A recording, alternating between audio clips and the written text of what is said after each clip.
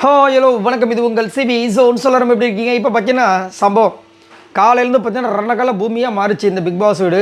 Vijay Parvati big பாஸை சேர்ந்து நிறைய விஷயங்கள்லாம் பண்ணாங்க, செம்மையாக இருந்துச்சு. அதில் பார்த்தீங்கன்னா நம்ம கமருதீனுக்கு மூக்கில் அடிபட்டு பாவம், ஆனால் இப்போ சரியாக தான் இருக்கார் லைவில். ஸோ அதுக்கப்புறம் பார்த்தீங்கன்னா விஜய் பார்வதிக்கு என்ன நடந்துச்சு அப்படின்னா, அவங்க இந்த ஷேவிங் க்ரீம் அநியாயத்துக்கு போட்டு விட்டாங்க. அதாவது விஜய் பார்வதினா எல்லோரும் கும்பலாக வந்துடுவாங்க, அவங்க அதாவது ஆக்டிவ் பண்ணி விட்றாங்க விஜய் பார்வதி எல்லாரையுமே. ஸோ அப்போ வந்து ஒரு சில விஷயங்கள் நடந்துச்சு. அதுக்கு முன்னாடி பார்த்தீங்கன்னா மறக்காமல் நம்மளோட சேனலில் சப்ஸ்கிரைப் பண்ணிட்டு பாருங்கள், லைக் பண்ணுங்கள், கமெண்ட் பண்ணுங்கள், ஷேர் பண்ணுங்கள். சரி, இப்போ என்ன அப்படின்னா, அந்த க்ரீம் போட்டாங்க பாருங்களா, தண்ணி ஊற்றும்போது வாய்க்குள்ளே போயிடுச்சோம்.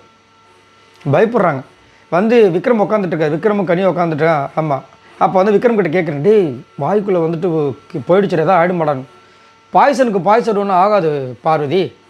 டார்க் காமெடி இதெல்லாம் நம்ம ஜாலியாக தான் எடுத்துக்கணும், சரிங்களா? இதே இது மற்றவங்க யாராவது சொல்லி தானா ரணங்கள் ஆயிரும். விஜய் பாரு சொன்னால் அவ்வளோதான். இது காமெடி தான், இங்கே இல்லைன்னு சொல்லவே இல்லை. ஆனால் அதில் ஒரு வன்மத்தை வைப்பார் நம்ம ஆள். சும்மாவா விக்ரமும் பேர் வச்சுருக்காங்க.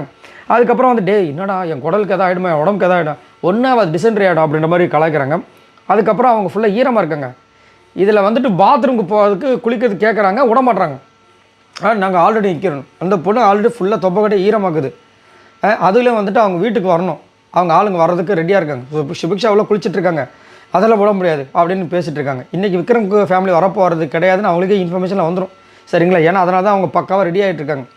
ஸோ இப்போ வந்து அதுக்கு ஒரு பஞ்சாயத்து ஓடிட்டுருக்கு.